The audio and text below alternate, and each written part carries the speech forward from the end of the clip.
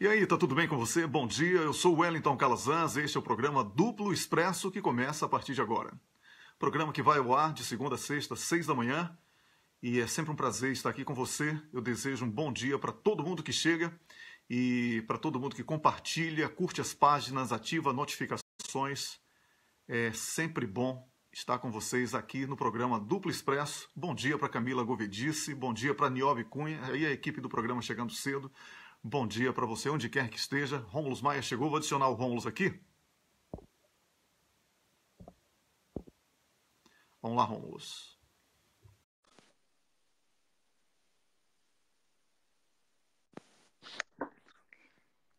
Olá, Rômulus, bom dia para você.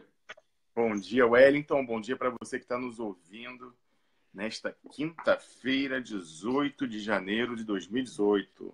18, né? É isso aí. 2018, dia 18, não é? Janeiro, aí muda tudo. Na numerologia fica 1, né? Muito bem. Pois é.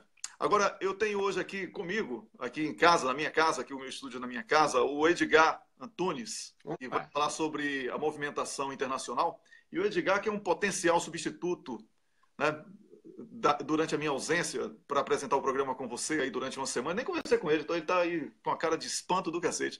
Mas, se não for o Edgar, vai ser o Leonardo Stoppa. Né? Então, nós vamos conversar sobre isso oportunamente. Eu desejo um bom dia para todo mundo que está chegando. E hoje eu não vou falar muitos nomes, não. Já vou chamando o Edgar para cá. Vem para cá, Edgar. Edgar, todo mundo já é velho conhecido aqui, né? Já não é a primeira vez que ele vem aqui. Olá, pessoal. Fala, Rômulus. Fala. Tudo beleza?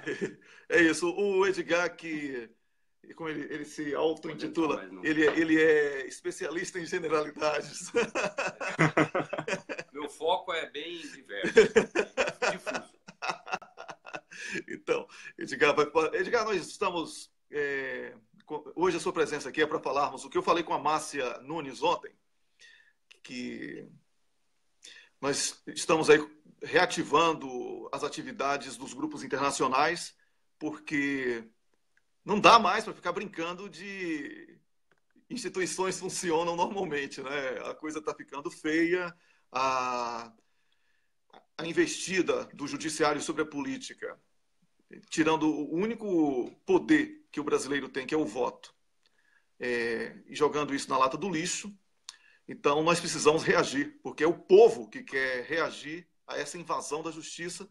Eu queria que você falasse sobre esse conjunto de ações internacionais para denunciar ao mundo a invasão da justiça injusta contra o povo e contra políticos desafetos do 1% da elite brasileira. Edgar. Olha, bom dia, pessoal. Justamente a palavra-chave aí é isso, é denúncia.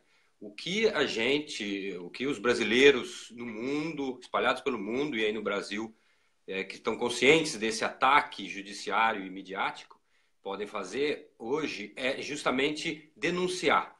Porque o golpe, ele tenta manter uma máscara de legalidade, né? E essa máscara está caindo assim, dia a dia, porque está muito evidente que é uma perseguição, e agora com esse caso do Lula é claro e evidente, né? E essa máscara tem que cair. Internacionalmente é muito importante que essa máscara caia, que o governo não seja mais reconhecido, né? Que a eleição, se realmente aconteceu a condenação do Lula, é uma fraude, não vai se houver eleição, essa eleição não vai ser justa, não vai ser legítima, porque o judiciário está tirando o direito do brasileiro de escolher o seu representante, e o Lula está em primeiro lugar nas pesquisas. É claro, é evidente um ataque e uma tentativa realmente de tirar o único poder que o brasileiro tem aí, que é o voto. Né? A gente, no mundo inteiro, somos dezenas de cidades, coletivos reunidos em dezenas de cidades, nos Estados Unidos, México, América do Sul, aqui na Europa, em várias cidades, e a gente já tem dezenas de protestos, atos, vigília, já tem tudo como uma agenda, né, nesses dias agora que antecedem o julgamento, e pós-julgamento também, porque a gente vai ter que manter essa luta, porque não acaba agora dia 24 de jeito nenhum, né? Independente do resultado ali, a gente tem que manter a guarda, porque tá difícil. Edgar, nós temos uma vantagem muito grande por morarmos fora. Primeiro, porque temos parâmetros, né, do que é realmente democracia. Sobretudo, nós estamos aqui na Suécia, um país que é referência. O Romulo está na Suíça, também tem um exemplo de democracia. Mas nós temos também um diferencial ainda maior em relação aos outros brasileiros. Em momento algum, nós somos contaminados pela cobertura da Rede Globo. Quando eu falo Globo, eu falo do PIG, Partido da Imprensa Golpista, que é apenas o satélite do que a Globo joga. Não sei se existe satélite de trevas, mas isso aí é uma outra questão, não é? Mas é isso, é o satélite das trevas, o PIG, liderado pela Globo. Então, eu queria que você falasse sobre um assunto que a gente estava comentando aqui antes de começar o programa, essa vergonha que é um juiz midiático, um juiz que quer ser popstar, comete um crime, que é condenar Lula por uma masturbação mental dele, de que o apartamento é dele, mesmo a justiça comprovando que não é, e agora ele quer inventar artifícios extras, e não sei, quer inventar. No futebol chamaríamos isso de regra 18, né? Porque no futebol só tem 17 regras, e aí o juiz, quando rouba, dizem que é a regra 18. Então, o Moro está praticando a regra 18, porque o futebol é monopólio da Globo, e ela faz isso o tempo todo, inclusive na máfia da FIFA.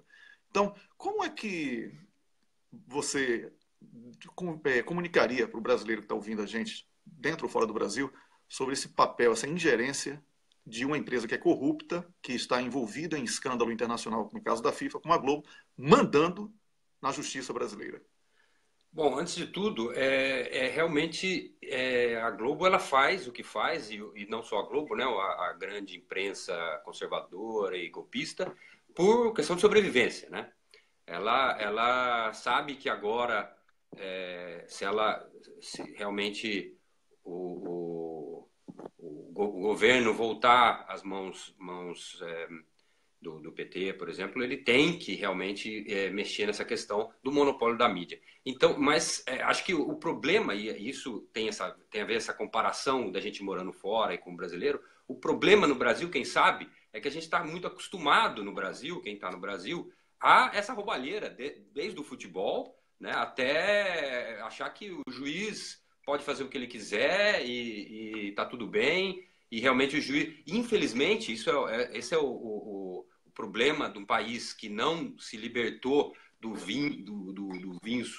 ranço escravagista, né?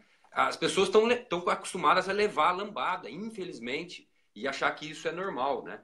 E não é, né? Não é. Você morando fora, você vê que as pessoas todas têm que ter o direito. E isso não é ser socialista, não é ser comunista, tá? As pessoas têm que ter direitos mínimos. E a gente conquistou vários direitos no Brasil, que agora, por exemplo, com o desgoverno Temer, foram tungados, né? Foram tomados os direitos trabalhistas.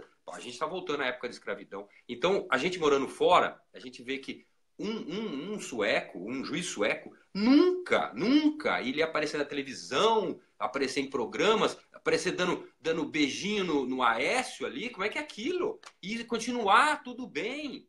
O que é esse Supremo Tribunal Federal que não faz nada? Por que não faz nada? Porque tem rabo preso, só pode. Então, assim, isso num país sério, que não é o caso aí no Brasil hoje, o brasileiro é sério, o povo brasileiro é sério, trabalha, mas o que está no poder... Quer trabalhar, né? Quer trabalhar. Mas quem está no poder não é sério, é uma quadrilha.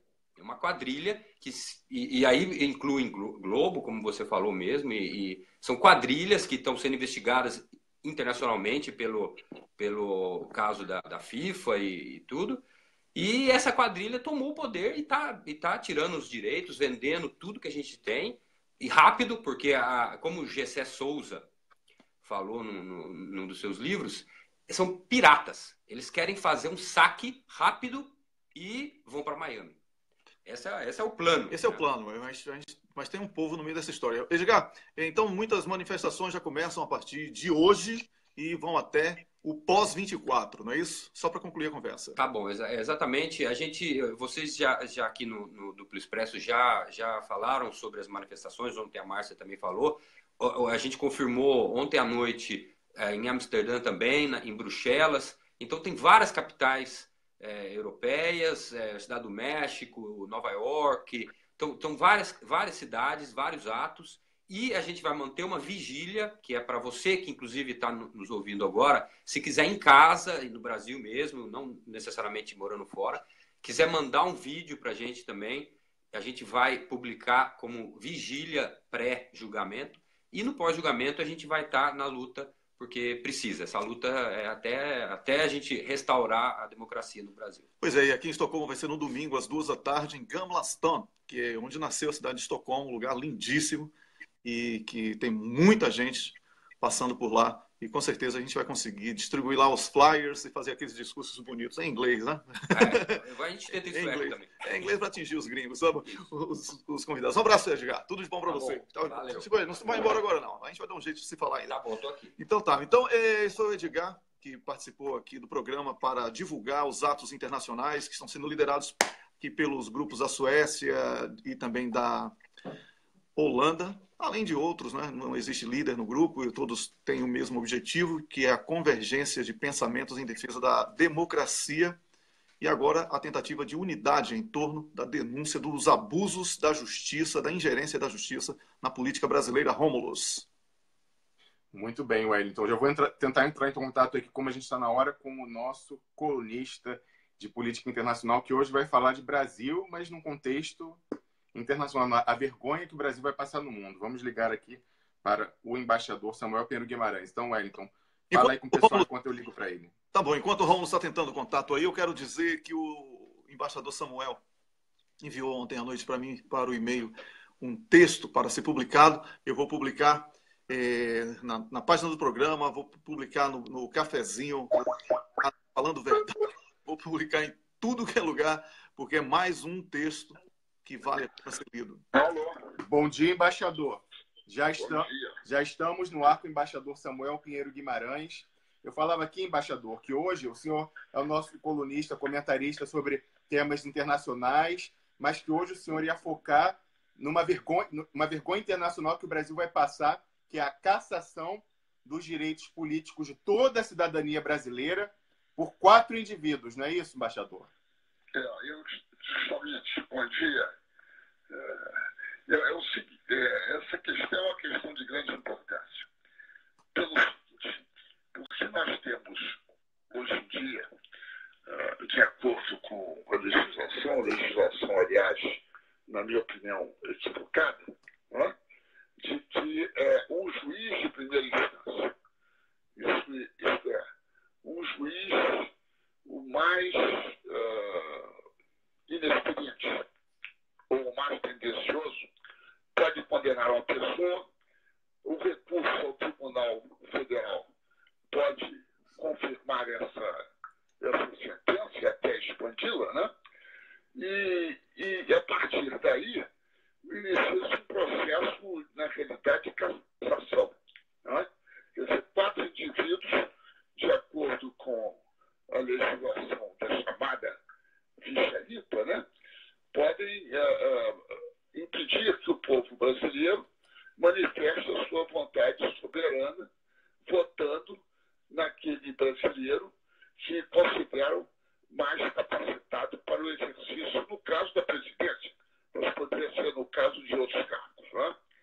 E isso é algo espantoso, que mais de 4 indivíduos que, aliás, no caso específico, são conhecidos pela sua tendenciosidade, né?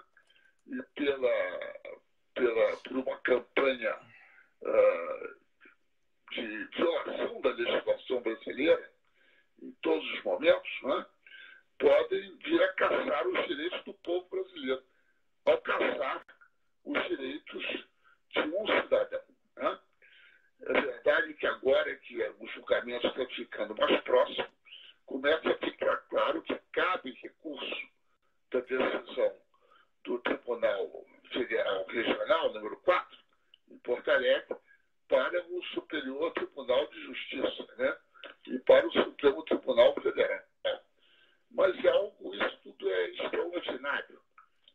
isso é realmente uma situação extraordinária pelos efeitos políticos que ela procura ter. Exatamente. Embaixador, eu acredito que o enquadramento que o senhor faz é preciso, porque muitas pessoas têm se manifestado pelo direito de Lula de ser candidato. É evidente que também há uma bandeira de luta, mas mais importante do que isso é o direito de toda a cidadania brasileira de, se assim quiser, votar em Lula.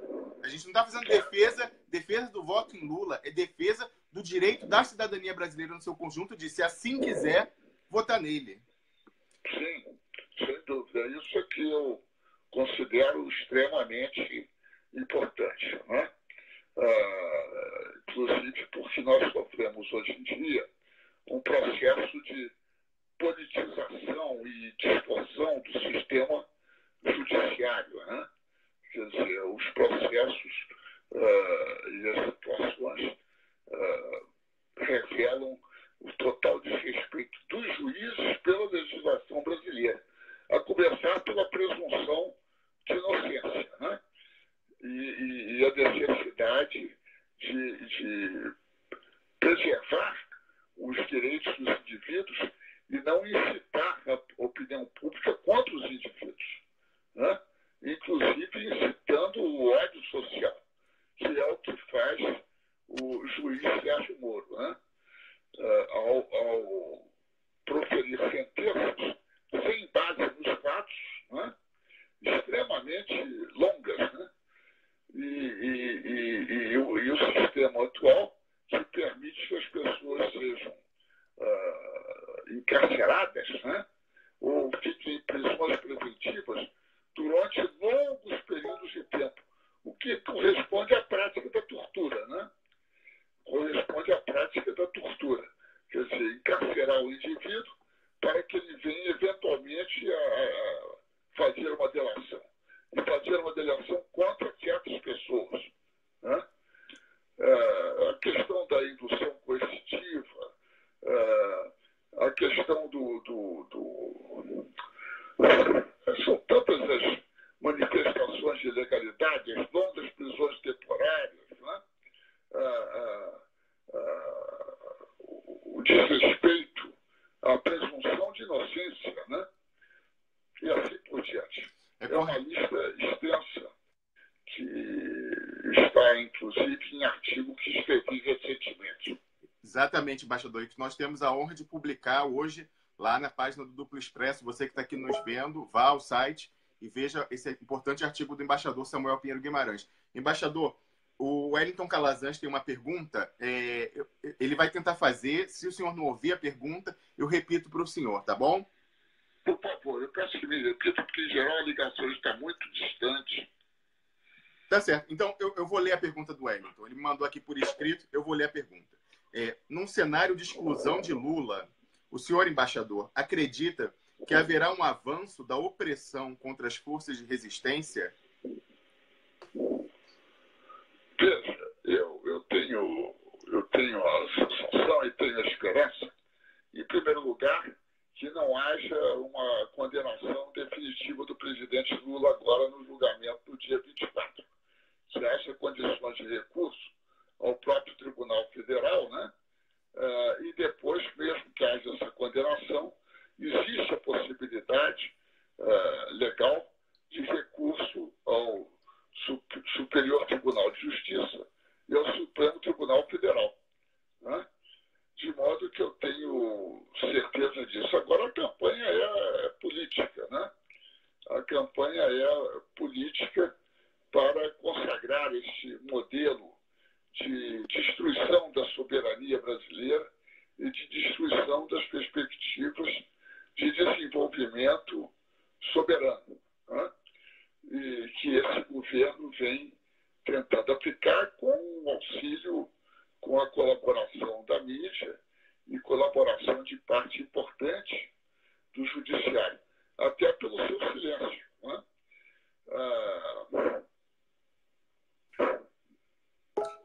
Mas eu acho que nós temos o dever da resistência pacífica, organizada e mobilizadora da população para garantir das eleições e a candidatura do presidente Lula. Correto. Embaixador, quando nós conversávamos ontem, o senhor mencionou algo que se relaciona à sua primeira intervenção aqui hoje. O senhor falava do absurdo dessas prisões, prisões preventivas, que são, na verdade, perpétuas. As pessoas... o senhor mencionava números, que o senhor viu um artigo de autoria do ministro Gilmar Mendes, que o senhor queria destacar sobre a importância... Desculpe. O senhor... Oi, o senhor me ouve, embaixador? Sim, eu não ouvi um trecho. Ah, sim. O senhor mencionava ontem, quando nós conversávamos, um importante artigo que foi publicado pelo ministro Gilmar Mendes, com números estarrecedores, com relação... dizendo que 40% das pessoas que estão encarceradas no Brasil é com base em prisões preventivas, e ele falava da importância do habeas corpus. O senhor também queria comentar sobre isso, não é isso? Queria comentar sobre isso de dois ou três anos. E, em primeiro lugar, que o Brasil tem a terceira população carcerária maior do mundo. São cerca de 760 mil pessoas que estão presas em prisões que excedem em locais absolutamente inadequados, né? E que é o dobro do número de presos que deveriam abrigar, né? Bem, então, são cerca de 300 mil pessoas que estão presas sem julgamento definitivo. E às vezes estão presas há anos, né? Portanto, isso é um absurdo em si, né? E esse primeiro absurdo faz com que certas pessoas, ao serem julgadas em definitivo, podem ser inclusive absolvidas. Elas não estão presas em caráter definitivo, né? Podem ser absolvidas. Quem reporá para essas pessoas os anos de vida em que estiveram presos? Né? Essa é a primeira questão. A segunda questão, que é sabido que a maior parte dessa população carcerária brasileira é, de um lado, pobre, muito pobre. Segundo, é uma população, em geral, em sua grande maioria, de afrodescendentes, né? O que revela uma perseguição que vem dos tempos da escravidão, né?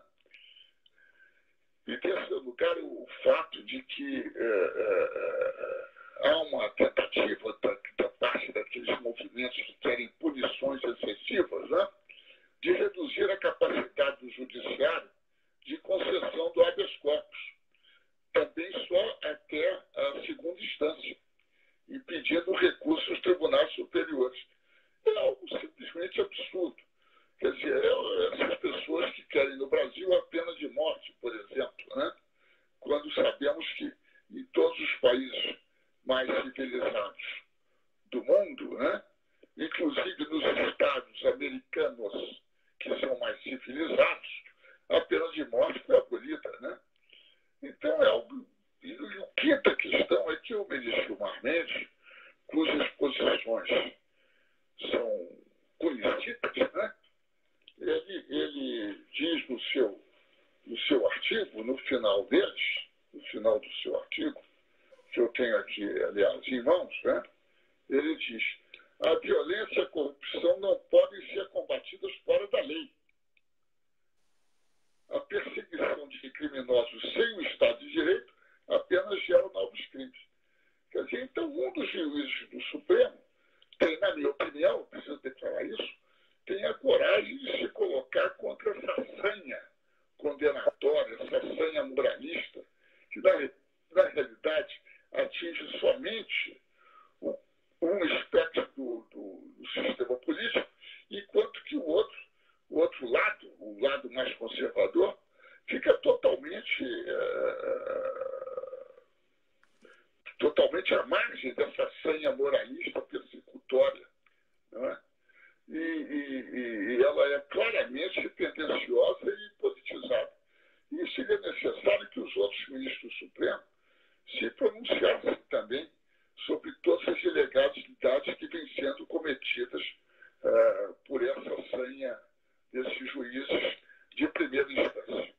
Correto. Embaixador, o senhor sabe, eu conversava ontem com o colunista aqui do programa de assuntos jurídicos, o Rubens Francisco, advogado, ele me falava o seguinte, o senhor falava quem restituirá os anos de prisão de alguém que está preso preventivamente e depois pode ser inocentado. O senhor sabe que o nível de violência vai aumentar, porque há um projeto de lei no Senado instituindo a obrigatoriedade do trabalho para essas pessoas, trabalho forçado, porque a reforma trabalhista, e não remunerado, porque a reforma trabalhista, ela já essa deforma trabalhista que foi aprovada, ela prevê que hoje em dia, agora, o empregador pode contratar uma pessoa e remunerá-la apenas ou com residência ou com comida, não é nem cumulativo. Se der a casa ou se der a comida, já pode. Ele falou, ora, o presídio já dá os dois, né? Dá a moradia, entre aspas, aquele campo de concentração, aquela coisa horrorosa, e dá a comida. Então, eles têm um projeto de lei no Senado para que essas pessoas façam trabalhos forçados, não remunerados, baseado nisso, que eles já têm casa e comida. Então, como o senhor diz, quase metade desses presos estão lá sem um julgamento definitivo e o nível de violência, de abuso contra esses direitos tende a aumentar, embaixador. É verdade, não há dúvida. Isso só poderá ser resolvido com a eleição, com a democracia, com a eleição de um governo democrático, de um governo que obedeça à legislação brasileira. Porque a defesa dos indivíduos, que está prevista na Constituição, vem sendo revogada por legislação ordinária, né? Ou por decisões absurdas. Por exemplo, a decisão, são decisões até de tribunais superiores que argumentam, não todos os juízes do Supremo, mas cerca de metade deles, né, argumentam que a inelegibilidade a partir da condenação em segunda instância, né, né, ela é superior, essa decisão, ela é maior do que a presunção mais importante, do que o princípio da presunção de inocência, porque se basearia no requisito de moralidade e probidade administrativa. Ora, a questão é que o indivíduo não foi condenado em última instância. Então, não se sabe se ele cometeu atos de improbidade administrativa. Né? Correto. Não se sabe. Apenas se sabe que um juiz de primeira instância, e depois juízes, 3, no caso atual que está em pauta, são 3 juízes de uma Câmara do Tribunal Federal, né, que vão decidir se houve imoralidade ou improbidade administrativa. Né? Inclusive, decidem muitas vezes sem provas a partir do princípio da convicção do juiz. Já temos várias sentenças de que os juízes confessam que não tem provas, mas tem convicção de que o acusado, né, que já é apresentado como réu definitivo, né, condenou algum ato criminoso, né? Quer dizer, algo extraordinário, né? Correto. Algo realmente extraordinário. Então, vários juízes se declararam, ao invés de declarar, não, a presunção de inocência é o princípio central do sistema jurídico, e no caso, então, passou a ser do sistema jurídico também criminal, na área criminal. Mas na área, hoje em dia, constitucional e eleitoral, né? Porque afeta justamente através da ficha limpa, né? Ele afeta todo o sistema político, né? Correto. É algo extraordinário. Sobre esse ponto, embaixador, ontem, quando nós conversávamos, o senhor lembrava o histórico da aprovação dessa lei da ficha limpa. O senhor mencionava a falta de visão da classe política como um todo, porque o senhor ontem mencionava a falta de visão lá atrás, no histórico de aprovação da ficha limpa, da classe política como um todo, porque foi aprovado, não é, por unanimidade nas 2 casas do Congresso e foi promulgada no último ano do mandato do presidente Lula. Então, não se imaginou as possíveis implicações disso, que agora nós testemunhamos, porque o judiciário política. Exatamente, o Judiciário e o Ministério Público estão politizados. Embaixador, eu queria informar o nosso público que na semana que vem nós falaremos com o senhor e o senhor vai estar lá em Porto Alegre, não é isso? Vou estar em Porto Alegre, sim. Exatamente, vai estar em Porto Alegre. Vou estar em Porto Alegre a partir do dia 23. Correto. Mais um a se somar aos milhares de brasileiros que estão indo para Porto Alegre defender o direito. O embaixador Samuel Pinheiro Guimarães estará lá também, engrossando as fileiras da resistência democrática e legalista no Brasil. Embaixador, eu queria dizer para o senhor que o Wellington Calazans informou que ele está publicando, na sequência do término do programa, o seu artigo lá no blog, no site, para que todo mundo possa ler, falando, né, dos 2 projetos que se colocam sobre o futuro do Brasil. Então, eu acho que seria muito interessante, pelo que eu não tenho condições aqui, de que esse artigo pudesse vir a ser traduzido, pelo menos para o espanhol e para o inglês, inclusive, porque acho que dá uma visão bastante razoável, bastante interessante do que está se passando no Brasil e de quais são os projetos para o Brasil que estão em luta. Né? Correto. E eu espero promover a tradução desse artigo para divulgá-lo no exterior. Olha, o embaixador, já posso afirmar para o senhor, nós temos um coletivo de tradutores pela democracia que nos apoia, e um dos membros está aqui nos assistindo nesse momento, que ele já afirmou que pode deixar, embaixador, que ele vai coordenar a tradução, ao menos para o inglês e espanhol, desse artigo. Tá ótimo. Fico extremamente satisfeito, que isso é muito importante para que no exterior os jornais tenham mais acesso e os estudiosos e assim por diante, aqueles que se interessam, e mesmo a população em geral, pelo que está se passando hoje em dia no Brasil.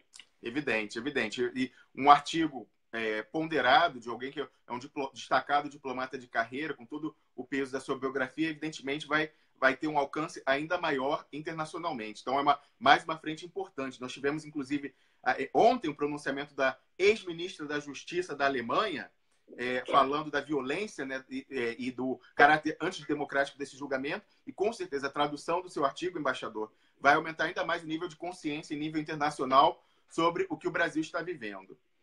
Pois é, espero que sim. Sim. Esse é o objetivo.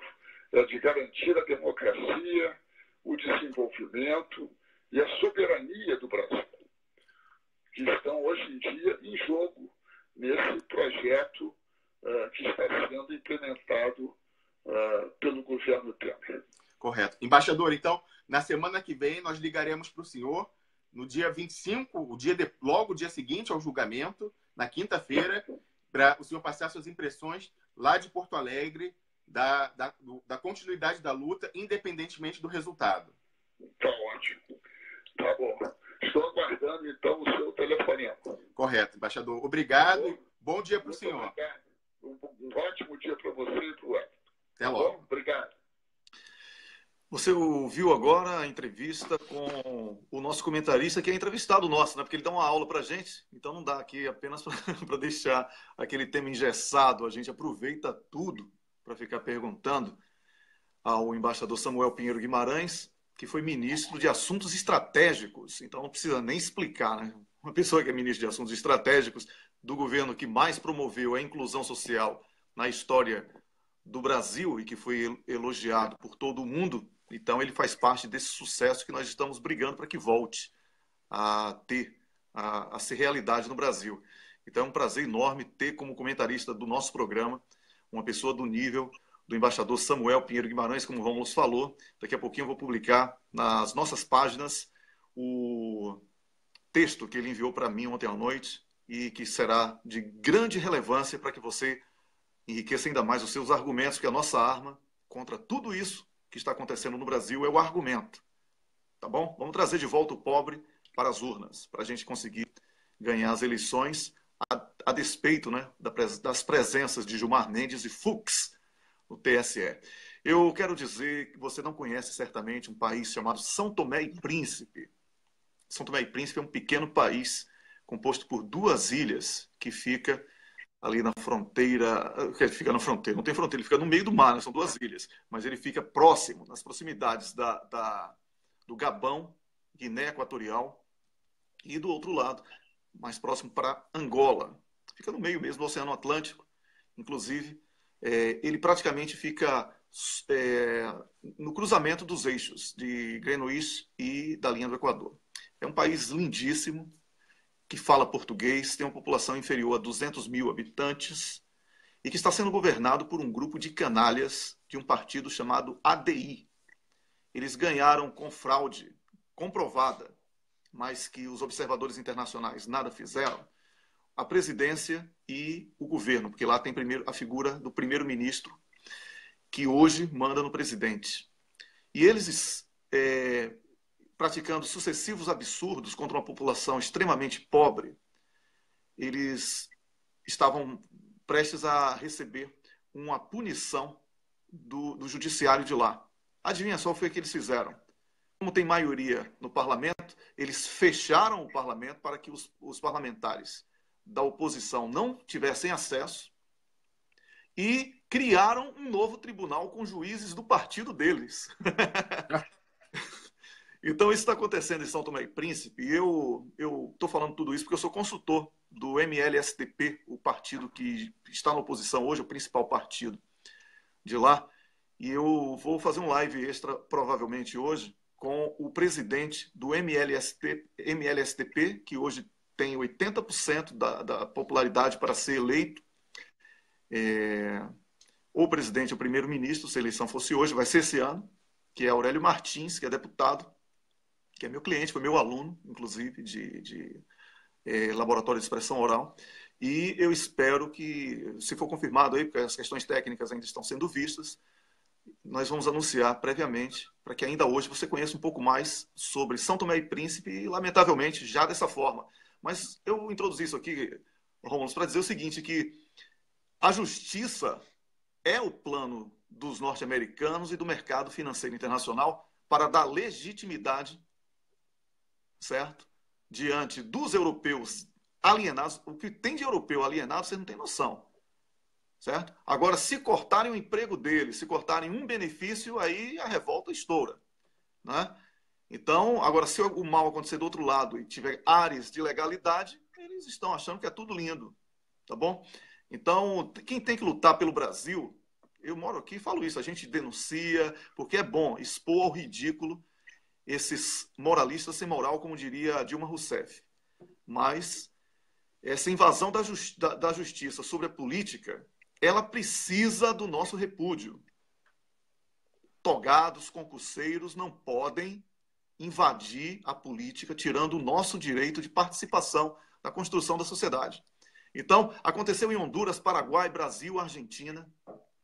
Está acontecendo no Peru agora, apesar do governo de lá ainda ser capacho. Estão tentando na Bolívia. A Venezuela não conseguiu, mas o país está sob ataque.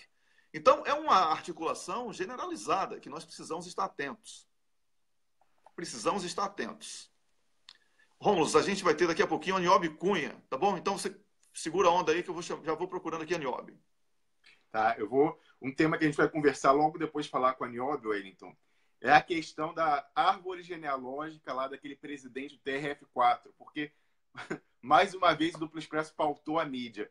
Não só o presidente Lula mencionou lá no ato com os artistas, anteontem, e aí a Folha de São Paulo retomou, como agora, com essa história de fake news, a agência de fact-checking, né, de checagem de fatos, o Piauí, o fact-checking do Piauí com a Folha, foram em cima para ver essa história da árvore genealógica. E aí, no final, era um gato, Wellington. A história de Canudos, o cidadão lá é da família dele mesmo, mas não é descendente direto, é irmão do tetravô dele. Então, você vê, isso é a cara da elite brasileira. Tinha na biografia dele, no site do TRF, ele falava que era trisavô dele, esse tal lá que foi o coronel que liderou a primeira expedição a Canudos. E aí, no final, o cara... Não, é da família, continua sendo. Então, o que a gente publicou dizendo que a família dele, Matos da Silva, desde Canudos, está correto. Mas não é da linha direta, é o irmão do trisavô dele. E mais uma informação, Wellington. Você já está com a Niobe? Sim, Niobe já está comigo. Tá, então, para concluir, essa rede nossa aqui, ontem me deram mais uma informação de outro membro da família identificado com a luta contra governos populares. Dessa vez, ele foi contra Getúlio Vargas, velho. Então, ele que inventou o antepassado dele, ele que foi o primeiro do TCU, do Tribunal de Contas, a rejeitar as contas de Getúlio Vargas. A única vez na história, e a segunda foi agora com a Dilma Rousseff. Então, você vê, eles estão dando golpe desde o início, desde lá sem parar, do Império até hoje. Olha, mas se reis naquela época já correram do Brasil, já foram expulsos, tiveram que sair correndo, né? Nadando pelo Oceano Atlântico também, a gente pode fazer isso com juízes. Porque é o seguinte, se existe a lei da ficha limpa, nós temos que criar a lei da toga limpa. Porque com juízes porcos, com todo respeito aos porcos, que eu adoro carne de porco, sobretudo numa feijoada, né? Mas com juízes porcos, no sentido de imersos na lama, nós precisamos tratá-los com a devida inversão proporcional, certo? Se eles são totalmente sujos, nós precisamos tratar com a limpeza, certo? E a limpeza é a limpeza da toga. Vamos promover a operação Lava Toga, certo? Promover a operação Lava Toga, porque esses togas sujos que estão aí não podem representar a justiça do Brasil. Tem jurista muito sério e bom, comprometido com o Brasil, com as leis, com o povo brasileiro, que precisam ter espaço. Não podemos aceitar essa invasão de canalhas, não é? E o pior, com hereditariedade. Não pode transformar um poder em uma capitania hereditária. Niobe Cunha, bom dia, Niobe Cunha. Bom dia, saravá todo mundo. Saravá, Niobe. A semana passada teve a lavagem do Bonfim. Você já recebeu aí aquelas energias todas e etc e tal, apesar de estar bem longe, mas estava na praia, não é? Tomando um banho de sal grosso para poder encarar essa realidade aí. Você sabe bem. Precisada, né? Precisada, Wellington. Como todo mundo, a gente está precisando renovar as energias porque a gente tem uma luta aí pela frente, né? Todos temos muita luta pela frente. Só lembrando que a luta começa dia 24, ela não termina dia 24.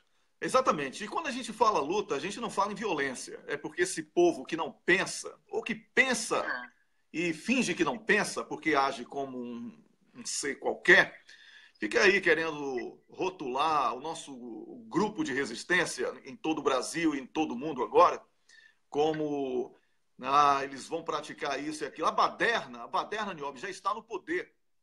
A baderna tem arma mais perigosa do que uma caneta na mão de um juiz canalha? Não tem.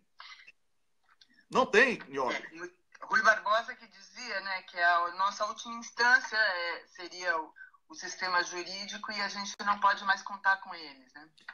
Pois é. Infelizmente. Mas é para isso que existe, que nós existimos. A nossa luta existe para resgatar o valor das leis, o valor da Constituição, o valor da democracia, né? Resgatar os valores que a gente custou tanto, né? Nossa democracia é tão jovenzinha, né? E já foi assim tão violentada. É assustador isso, mas isso só tem que servir como um estímulo, como alimento, retroalimento para a gente reagir, né?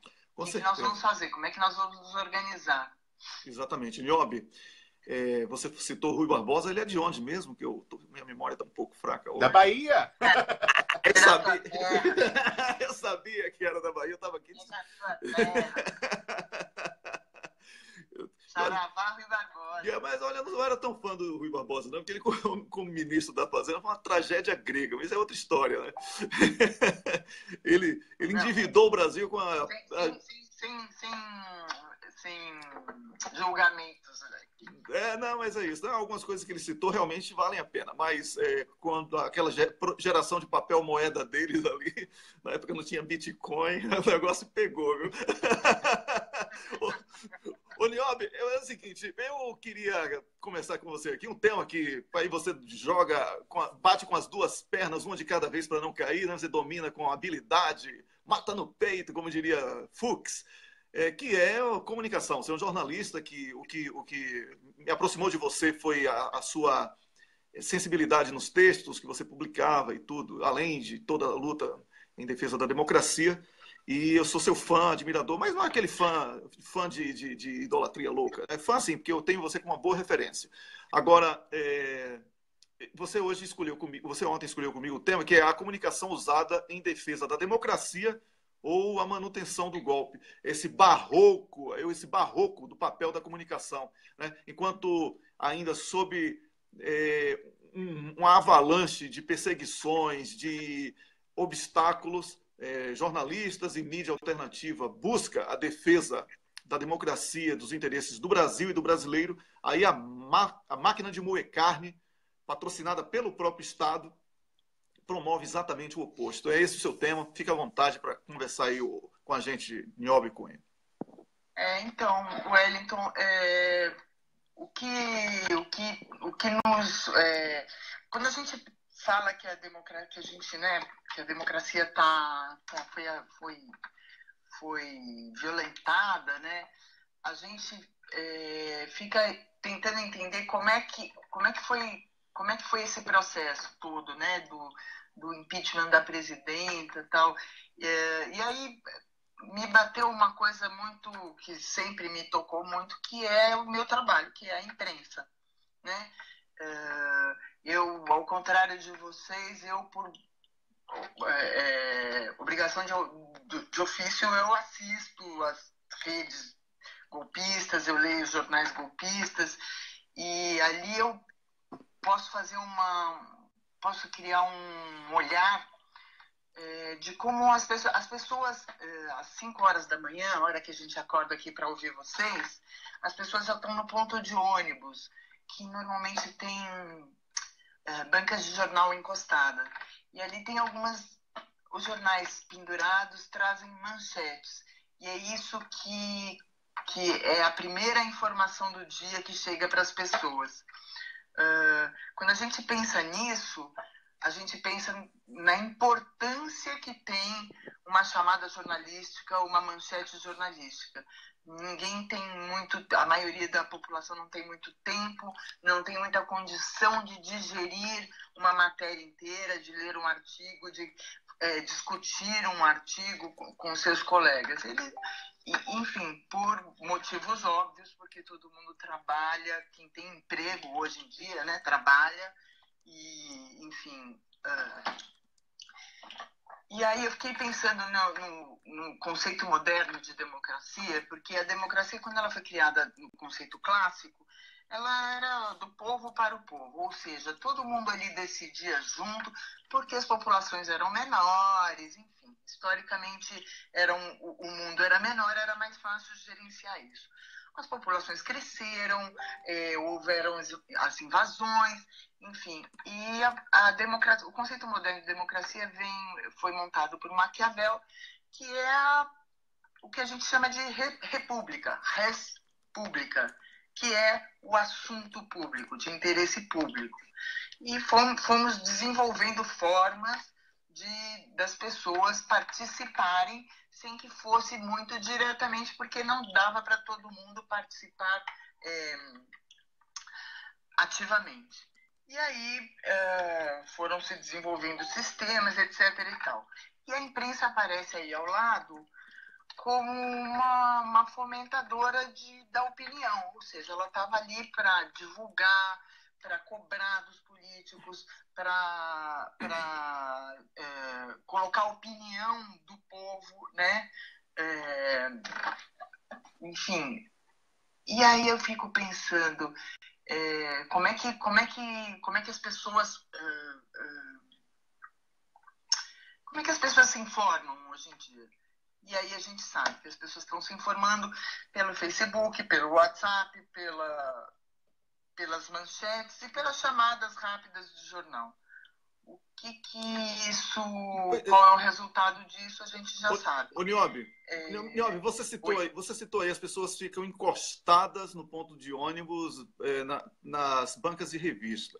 Então, nesse caso aí, as manchetes são verdadeiros encostos mesmo, né? Um encosto, aquela linguagem, são um encosto. E sempre houve, não é, esse avanço da imprensa tradicional, porque ela sempre foi, na verdade, o canal de comunicação de uma elite que sabe o que quer.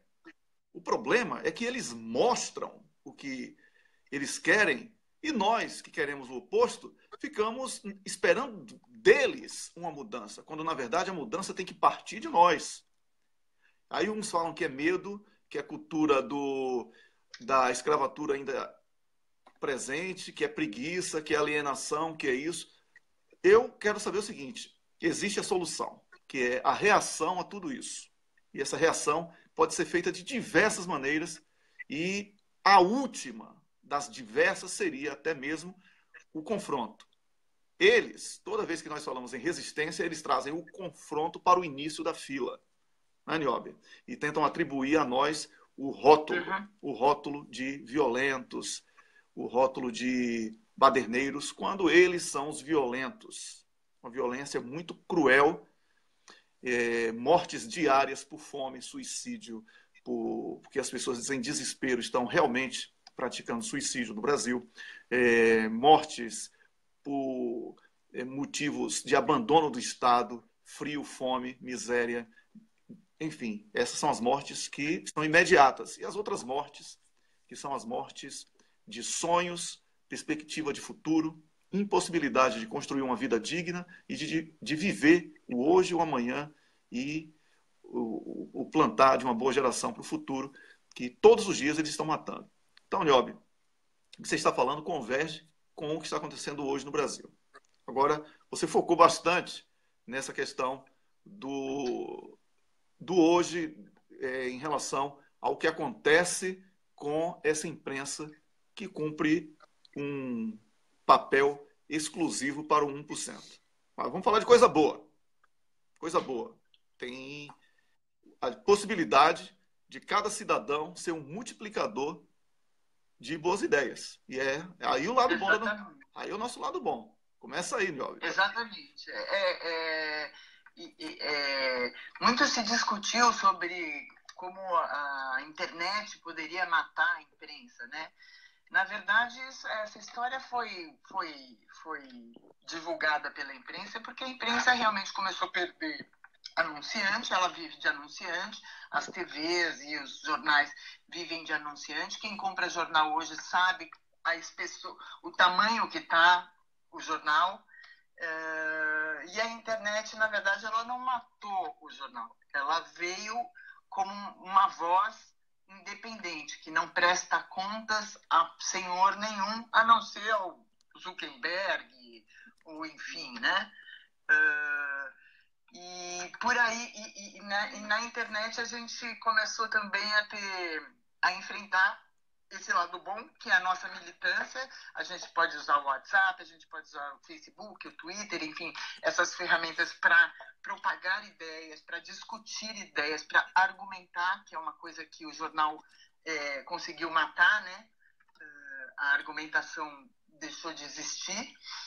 A gente ficou refém de algumas verdades que, na verdade, a gente hoje conhece como pós-verdade, que é o novo nome que se dá à mentira, né?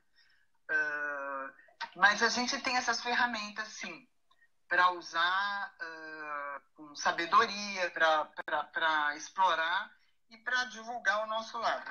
O que acontece é que existe uma propaganda bastante forte, claro que fortemente patrocinada, de desacreditar essas pequenas iniciativas, né, de independentes. Hoje em dia quem produz notícia não é mais jornalista, somos nós. Nós estamos nos lugares com nossos celulares, a gente tira foto, a gente filma, a gente denuncia, no mesmo horário a gente faz live, e isso ameaça muito, né? Isso ameaça as grandes corporações que vivem de anunciante e que, por prestar contas a esses anunciantes, tem interesses, defende interesses, né?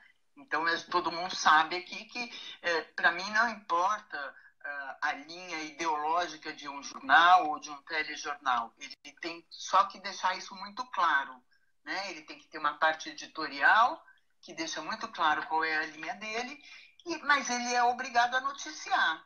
E não é isso que a gente está vendo, né, Wellington? A gente está vendo notícias boicotadas, a gente está vendo notícias meias-verdades, né? Ou a tal da pós-verdade tomando corpo e fazendo cabeças. A gente está vendo o MBL funcionar como uma agência de notícias, porque as pessoas essa nova direita que surgiu recentemente, de pessoas que nem se interessavam por política, não tem argumentos. Então elas vão lá no supermercado MBL, pegam ali na prateleira algum argumento contra o PT, contra o Lula, contra a Dilma, contra o Foro Paulista, Foro de São Paulo, enfim, eles lançam todo dia um produtinho novo que os seus consumidores vão lá, pegam na prateleira gratuitamente e saem repetindo. Então, quando a gente enfrenta alguma discussão, eu sou rainha disso, de entrar em polêmica no Facebook, a gente percebe que não há argumentação, né? Eles vêm com essa... E quando acaba assim, a possibilidade, quando você expõe a incapacidade de continuar o diálogo com eles, aí eles ofendem, xingam, enfim, ou ameaçam, né? Que é uma coisa pior. Então,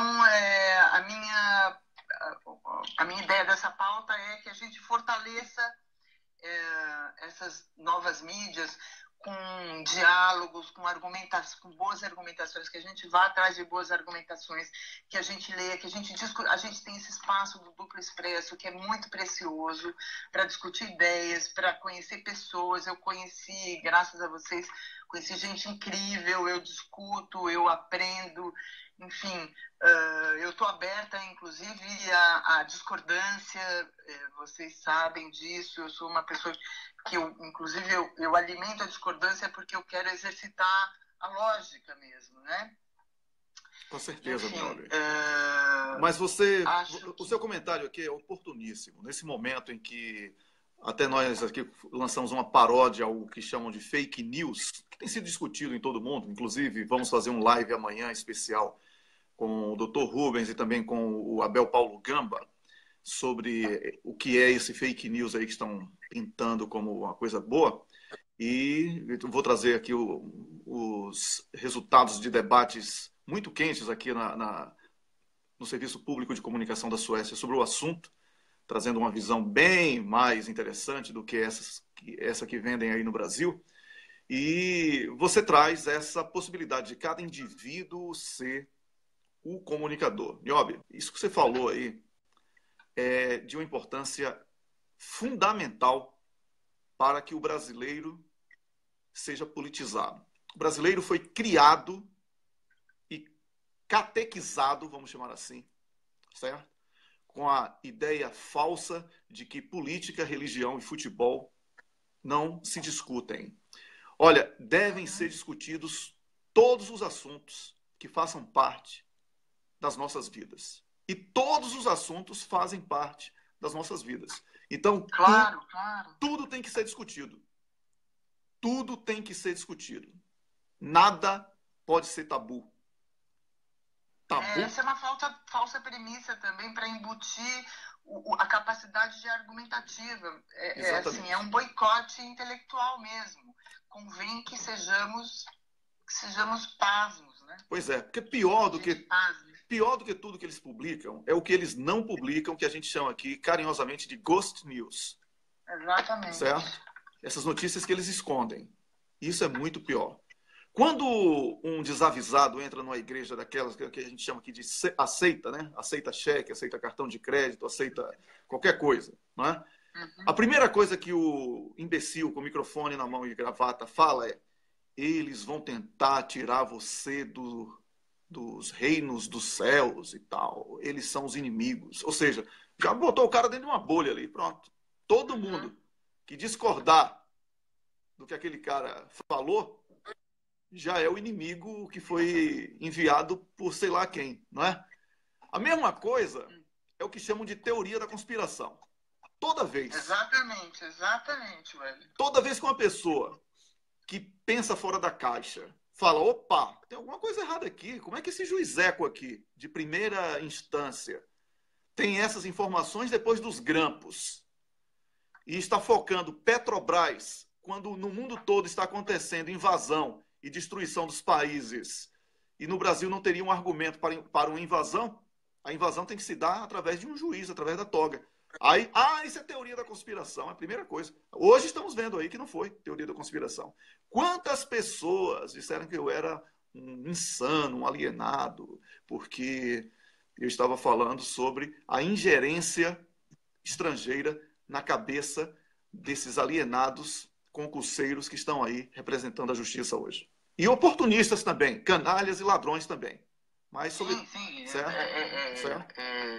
São, na verdade, sequestradores de mentes, né? É uma coisa perigosíssima. É uma coisa perigosa. A gente sabe aonde isso vai terminar, né? A história está aí para ensinar, né? Pois é. Eu acho que, assim, essa democracia, né, que a gente tanto almeja, que a gente tanto luta, ela já foi capaz de suicidar um presidente, né, trazer uma ditadura militar e 3 governantes depostos, né? Exatamente. E isso foi tudo obra da imprensa, né? Isso foi tudo alinhavado, foi tudo conchavado pela imprensa. A gente teve um presidente que se suicidou, né? Muito entre aspas, né? A gente teve uma ditadura militar e tivemos 3 governantes em menos de, sei lá, acho que 60 anos. Né? Exatamente. Isso é um feito que se deve, em grande parte, não é 100%, mas em grande parte, à conivência da imprensa, que, como eu comecei lá atrás explicando, serviria na democracia para fazer o debate, para trazer a luz, para trazer a opinião. A primeira aula que a gente tem em jornalismo, quem estudou jornalismo sabe, é ouvir os dois lados, com a mesma atenção, dando a mesma importância e não pré-julgar. Mas não é isso que a gente está assistindo, né? Hoje em dia, você entra nos jornais, a portinha do editorial, que é a opinião, que é uma coisa gratuita, fica ao lado da portinha do comercial, que é onde se vende anúncios. Então, esses 2 setores, na verdade, eles só estão separados por uma portinha falsa, porque ali eles se conversam. A opinião tem o valor da venda publicitária. Então, eu estou sendo muito radical, é lógico que tem coisa boa na imprensa, tem gente boa, tem jornalistas incríveis, e tem pessoas que realmente se venderam ao sistema, enfim, que seja lá pelo que for. É muito triste ver isso, né? É muito triste ver isso. Mas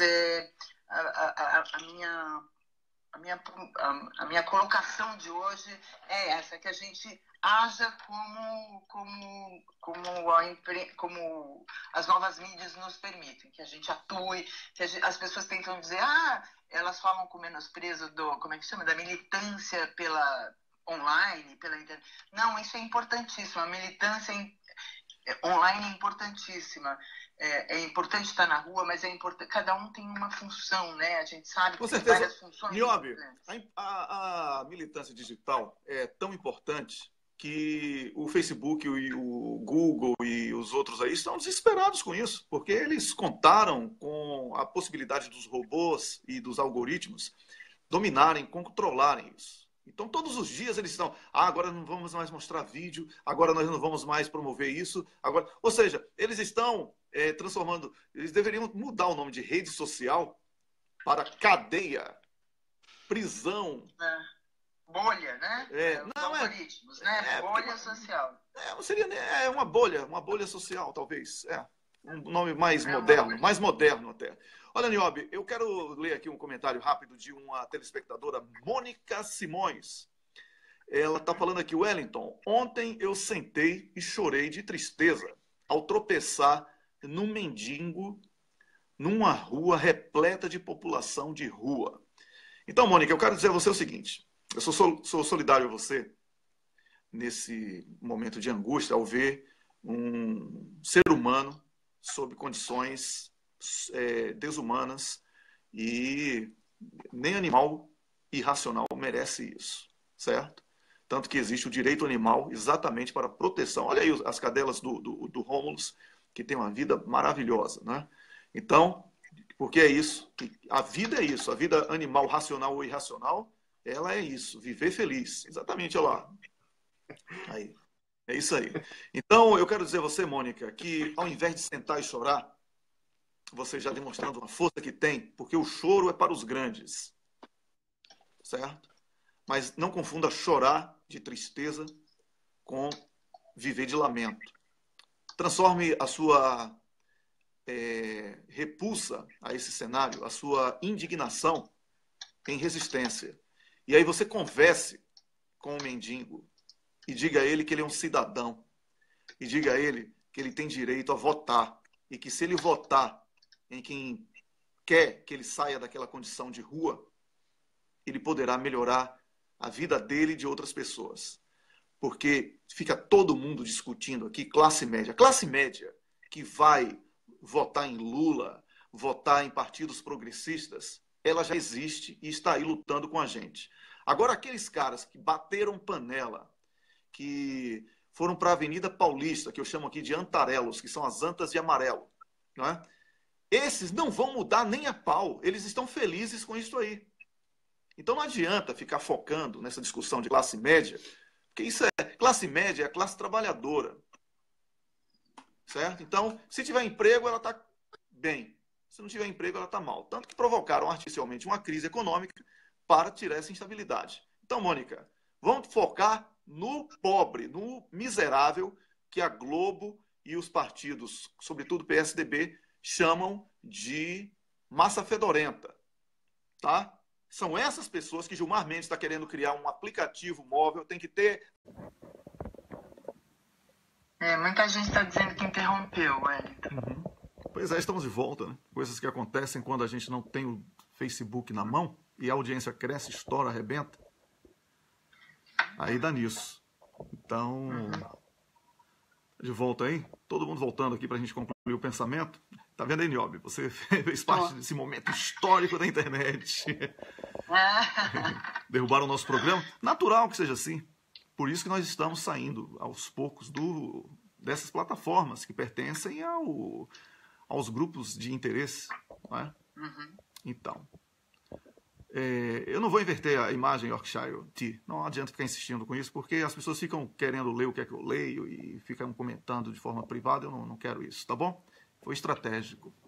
Tá dado o recado. Falar nisso, eu quero avisar aqui que, por lembrança também do Yorkshire Tea, que hoje em São Paulo, às 19 horas, na Casa de Portugal, é isso aí, na Avenida Liberdade, 602, haverá uma manifestação em defesa da democracia e do direito de Lula ser candidato e do povo votar em Lula, né?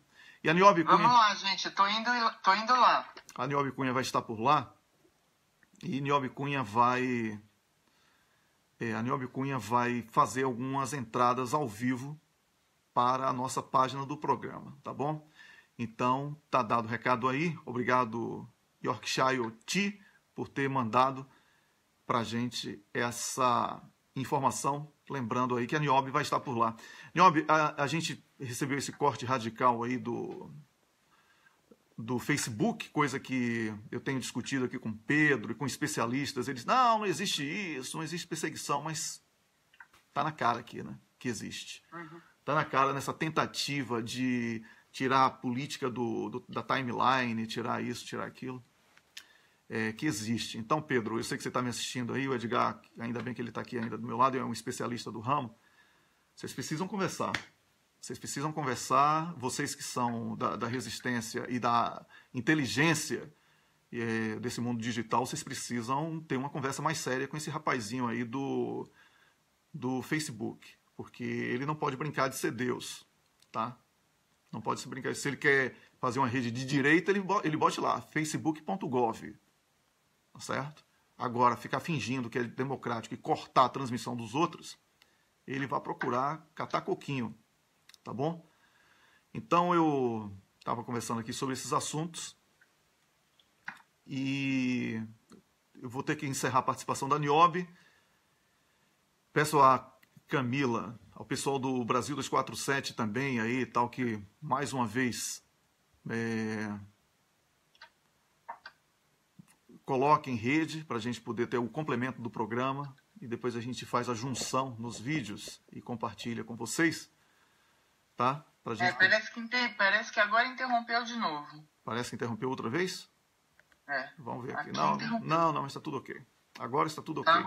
Tá. Está. Então. Está tudo ok aqui, Niobe, agora. Eu vou fixar, inclusive, no topo, tá? Da página do programa. É isso. São essas coisinhas aí que estão acontecendo. A gente vive uma ditadura do... mercado financeiro internacional. Não tem... Agora o Rômulo voltou.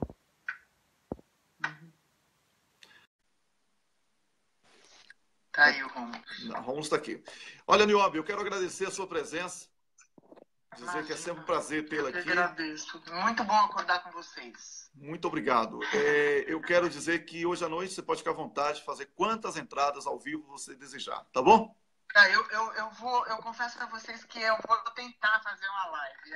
Às vezes que eu tentei não deu muito certo, mas eu vou, sinceramente, vou tentar. Eu vou chegar lá mais cedo, inclusive. Eu queria entrevistar pessoas, conversar com pessoas. Então, se possível, eu faço a live sim, eu tenho o maior interesse.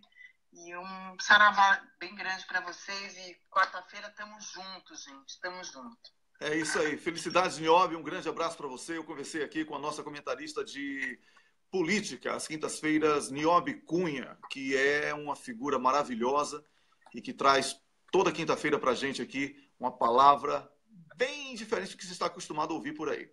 Tá bom? E que é muito melhor e muito mais interessante. Rômulo, é com você agora, Rômulo, esse tar de Facebook. Wellington, mas eles não perdem por esperar, porque a gente vai ter aí fevereiro chegando, as máquinas envenenadas, e a gente vai fazer transmissão ao vivo para Twitter, para VK, na plataforma própria lá no site. Então eles estão, eu estou falando, eles estão queimando a largada, Wellington, que eles estão deixando muito evidente a tempo da gente reagir. Então, eles não são espertos. Eles deveriam esperar lá para março, abril, quando a gente não ia mais ter tempo. Mas, como está descarado o que eles têm feito, a gente vai resolver isso em 2 tempos. Não se preocupem. Pois é, Rômulo, aquilo que eu falo, brigar contra gente inteligente é tiro no pé. Esse cara está pensando que ele ficou riquinho, roubando a ideia, inclusive, de outro, né? Não é a ideia original. Aí ficou riquinho, com ajuda, e a gente já sabe hoje de quem, né? Ele está pensando que é o cara mais inteligente do mundo. Não é. Não é o cara mais inteligente. Wellington, então, falar em cara que você acha mais inteligente do mundo, antes, como a gente está se aproximando do fim, eu tenho que fazer aqui um novo capítulo da saga familiar dos Thompson Flores, porque, como eu falava, o Duplo Expresso pautou a mídia brasileira. Agora o Globo fala disso, a Folha fala disso, a Piauí fala disso, porque o presidente Lula deu mais visibilidade a essa questão quando mencionou aquilo que nós levantáramos e apuramos aqui no ano passado ainda. Essa questão do Thompson Flores e o seu antepassado, que teve papel destacado na Guerra de Canudos. E aí eu queria dizer, a única coisa que eu achei, isso na verdade é uma construção em rede, não foi um furo meu, não. A única coisa que eu sabia é que o avô dele tinha sido ministro do STF, porque eu fiz mestrado em Direito Internacional e estudei alguns acordos que tinham sido relatados pelo avô. Então, quando vi, eu falei, já ouvi falar esse nome Thompson Flores. Quando ele apareceu na mídia, dando aquela entrevista para o Jornal Nacional, eu falei, Thompson Flores? Já ouvi falar desse nome. Eu falei, é o ministro e tal, né? E aí publiquei um artigo em julho do ano passado. E aí o pessoal, na seção de comentários, começou a fazer contribuição. E aí a gente foi levantando a saga familiar do pessoal. E aí encontraram um artigo do site Migalhas, que é um site jurídico bastante conhecido dos advogados, falando dessa questão do antepassado dele, que foi o coronel lá que liderou uma das expedições, derrotada, não foi aqui que terminou, Canudos, lá contra os pobres de Canudos. Né? Você sabe, Wellington, que os historiadores falam, esse massacre de Canudos é o massacre fundador da República Brasileira. E a República foi um golpe conservador, um golpe de direita. E ali era um movimento, o pessoal fala, sebastianista, messiânico, mas era monarquista, assim como contestado ali na fronteira do Paraná com Santa Catarina. Então, eram pessoas que se insurgiam. Então, se insurgiam contra a nova ordem republicana, a questão do casamento civil. Tem uma questão ali religiosa também, né? Porque na época da monarquia ainda não havia separação entre igreja e Estado. E aí eles diziam que era... Antônio Conselheiro dizia que o casamento civil era o casamento do diabo, essas coisas. Mas, enfim, tem uma confusão. Mas ele foi para consolidar a autoridade do governo republicano. Eles não poderiam tolerar aquele desafio daqueles pobres miseráveis que estavam lá, e mandaram expedições do exército em sequência, uma atrás da outra, até em 1997, finalmente exterminar aquela população. Então, a grande mídia, Wellington, ela está tentando se refestelar, dizendo que o Lula errou, porque o tal do cara não foi quem matou o Antônio Conselheiro. Qual é a relevância dele ser ou não a pessoa que matou o Antônio Conselheiro? Ele era o chefe de uma das várias expedições do Exército Brasileiro que foi lá massacrar pobre, lutar contra a sua própria população. E tão vergonhoso, aquilo é uma mácula tão grande na história do Exército, que muitos historiadores são partidários da tese de que um açude que foi construído lá durante a ditadura militar, em 68, o açude de Cabrobó, foi feito... Isso aí você conhece, né? Sua terra lá. Então, o açude de Cabrobó foi feito para alagar... Hoje em dia, Canudos é alagada. Ninguém pode visitar as ruínas desse massacre. Justamente para tampar essa mácula que foi. A fundação da República foi patrocinada pelo Exército, né? Todo mundo sabe, né? Os generais que foram os primeiros presidentes. E o ato fundador, o batismo de sangue dessa República, foi o massacre dos miseráveis ali em Canudos. Então, é algo que a própria memória do Exército Brasileiro não tem orgulho disso. Mas o Thompson Flores, o atual, ele tem orgulho dessa história familiar, Wellington. É o que eu falava, ninguém tem culpa do que fez o seu antepassado. Mas ele, no caso, tem orgulho desse passado genocida. Então, houve essa confusão, porque o tal do Tomás Thompson Flores, que foi quem chefiou a expedição, ele é irmão do tetravô desse Thompson Flores, que está aí lá no TRF-4. E aí, só que, olha que interessante, por que houve essa confusão? Inclusive, a matéria da Folha se confundiu. Porque ele mesmo foi nomeado, Wellington, anos atrás, 2011, salvo engano, para uma instituição que é o museu, ou a organização que vela pela Academia de História Militar Terrestre do Brasil, que vela pela história do Brasil, fica sediada lá em Resende, no Rio de Janeiro. Só que ele faz parte desse desembargador atualmente, ele é o nome, e ele ocupa a cadeira que é desse familiar dele antepassado, não é da linhagem direta, mas é um antepassado. E aí, quando ele foi nomeado, está no site do tribunal do TRF4, ele tem orgulho disso. Aí divulgou, né? Ele foi nomeado lá e falou: vou ocupar a cadeira do patrono que é da minha família, que é esse Tomás Thompson Flores, lá que comandou uma dos diversos massacres em Canudos. E ele fala isso, ó, que é um grande orgulho, ó, desembargador, ó, estou muito honrado, foi uma generosidade, ainda mais tendo meu antepassado como patrono. Então, ele tem orgulho dessa página da família dele, deve ter orgulho das outras também. Como eu falava aqui ontem, outro parente dele foi nomeado prefeito biônico pelo regime militar de Porto Alegre, é o senhor Telmo Thompson Flores, governou Porto Alegre como indicado da ditadura militar, não eleito, evidentemente, pela linha dura, porque foi governante de Porto Alegre de 1969 a 1975. E aí a rede continua, né, fazendo essas contribuições. Ontem, um grande amigo meu, Ciro, me mandou a informação, ele lembrou disso, desse senhor que reprovou no TCU as contas do Getúlio Vargas em 1937, com relação ao ano de 1936. Era Thompson Flores, eu estou aqui com o nome dele, tanto Thompson Flores, a família está no poder, Wellington, como eu falei, desde o Império, e os caras conchavados só ficam trocando, né, favores e sendo nomeados, tudo por nomeações em sequência. Esse senhor... cadê a matéria do Globo? Enquanto o Rômulo procura a matéria aí, eu vou falar aqui o seguinte, olha, tem muita gente falando aqui, vamos assistir no VK, vamos para o VK, não sei o que e tal. Eu quero dizer o seguinte, nós aqui do Duplo Expresso e também e os outros blogs, o Leonardo Artucci está assistindo a gente, ele já havia conversado comigo sobre isso, o Miguel do Rosário também, do Cafezinho, o pessoal do Falando Verdades e das outras páginas, todo mundo vai sair da dependência de rede social. Cada um vai ter sua própria página, gerando o seu vídeo na sua própria página.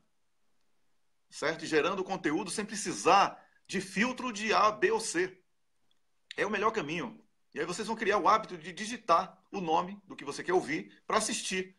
O Rômulus pegou um apartamento aí que ele poderia comprar em Sorbonne, certo? E comprou um equipamento aí, um investimento, eu estou até com vergonha, né? O tamanho do investimento de Rômulus no negócio, o tamanho do meu, assim, é uma coisa... Mas é isso aí, a gente tem que investir para poder crescer.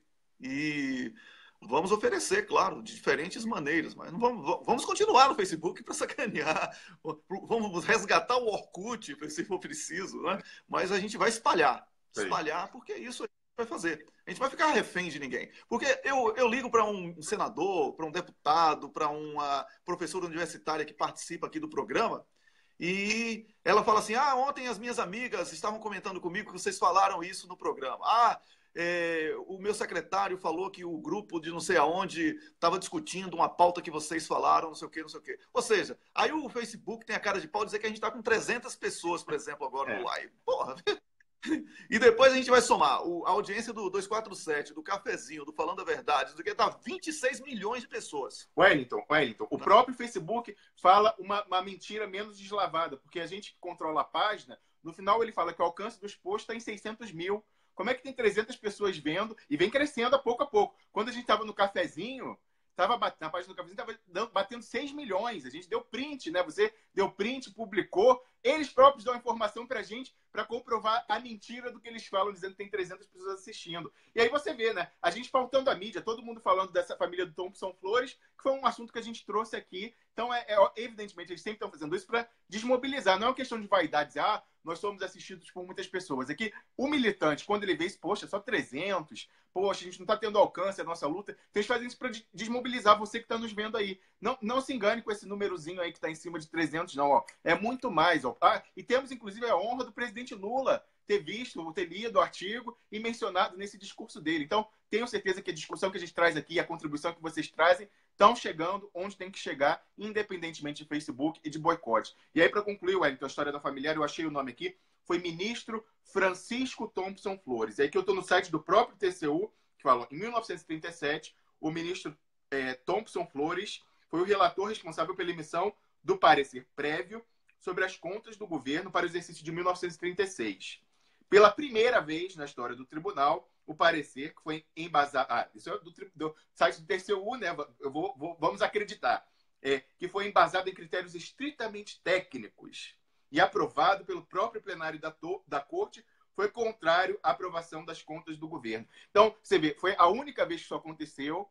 O Senado, o Congresso Nacional, ignorou essa porcaria e aprovou as contas do Getúlio Vargas. Mas ali já foi a tentativa. Eles dizem que foi eminentemente técnico. Sei que nem foi o da Dilma, com certeza. A reprovação da Dilma também foi eminente técnica, né? Aquela questão foi o impeachment é técnico porque a Constituição permite, crime de injustiçabilidade. Esse pessoal aí, e aí você vê, isso só veio a se repetir depois de 1936, 37, agora com a Dilma Rousseff. Mas é uma família, Wellington, essa família Thompson Flores, o clã, está incrustado, trocando favores, ali essa coisa patrimonialista, se apossando de posições no aparelho do Estado, desde o Império, e no Itamaraty também deveria ter confirmado isso com o nosso embaixador, mas aqui no final dessa matéria do próprio TCU fala isso, que tem parentes que também estão no Itamaraty, eles vêm ocupando isso que eles chamam de meritocracia, é a meritocracia do sangue, eles estão aí no aparelho e lutando contra pobre, desde Canudos. Não interessa se é bisavô, se é trisavô, se é tio-avô.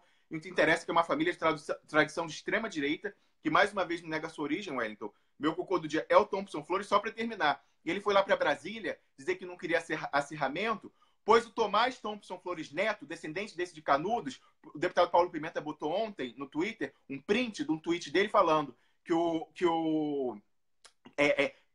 dizendo que as pessoas estavam fazendo piadinha, dizendo tem que organizar a chegada dos apoiadores de Lula aqui em Porto Alegre. Então é assim, na segunda-feira, as pessoas com as tornozeleiras de fim 1, 2. Na terça-feira, tornozeleiras 3, 4. Então é a família dele que está acirrando, dizendo que quem apoia Lula é presidiário. Então meu cocô do dia, todo o clã Thompson Flores, especialmente o desembargador. Você chama de clã porque você é um rapaz elegante, mora na Suíça. Eu moro aqui no sul de Estocolmo, que é uma área até nobre, né?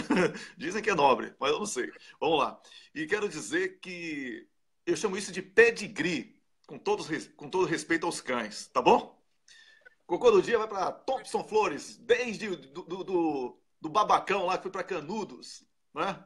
Fingir que estava defendendo uma república.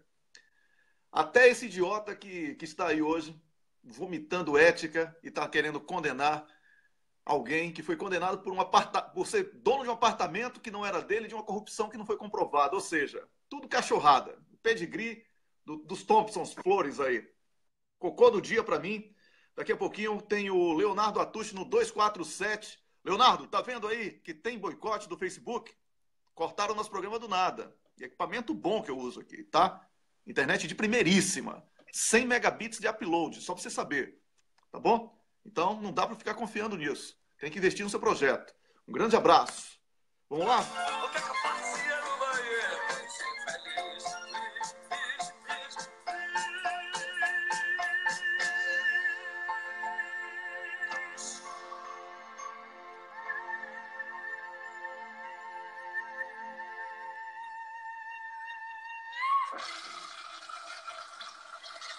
Desceram os Thompson Flores todos. Todos. Nessa descarga. Todos. O cocô do dia. Cocô do dia. O pedigree, né? Pedigree. Essas flores são, não são... Edgar tá lembrando aqui, não são flores com bom odor, não, hein? Um abraço, Romulo. Obrigado por hoje. E parabéns pela pesquisa, hein? Muito boa. Com certeza serão citadas essas suas palavras por outras autoridades aí, porque foram muito boas e enriquecedoras. Um abraço, obrigado a você. Obrigado também pela paciência de ter sofrido um golpe hoje aí da interrupção e voltado com força máxima de novo. Compartilhem os 2 vídeos, curtam as páginas e agora assistam ao Leonardo Atushi no 247. Já vou compartilhar. Um grande abraço. Até amanhã, às 6 da manhã.